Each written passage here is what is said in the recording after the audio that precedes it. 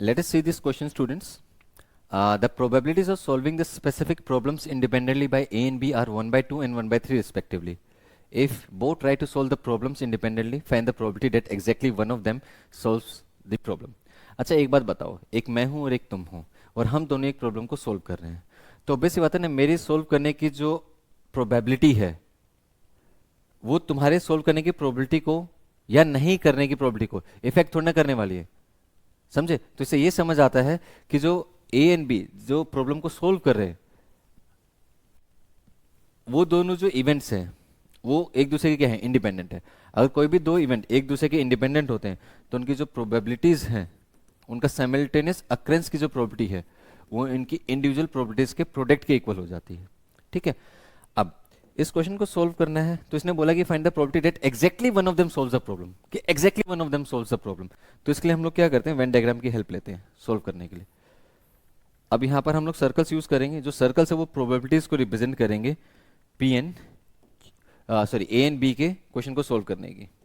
ठीक है, एंड यहां पर ये दूसरा सर्कल, ओ सर्कल नहीं आया है, अब आएगा, देखा?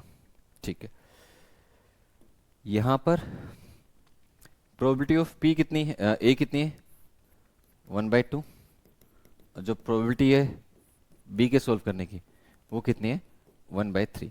बट हमें तो निकालनी है प्रोबेबिलिटी कि that exactly one of them solves. तो मतलब ये वाला पार्ट देखो, अगर इस वाले पार्ट को कंसीडर करें तो ये क्या रिप्रेजेंट कर रहा है कि सिर्फ ए ने सिर्फ क्वेश्चन सोल्व किया, कि सोल्व करने की प्रोबेबिलिटी को रिप्रेजेंट कर रहा है।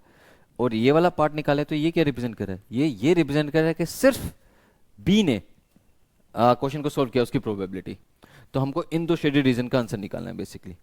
सो प्रोबेबिलिटी रिक्वायर्ड प्रोबेबिलिटी किसके इक्वल होगी, देखो 1/2 में से माइनस कर दो ये वाला पार्ट, ये वाला पार्ट क्या है, ये पार्ट रिप्रेजेंट कर रहा है probability of A intersection B,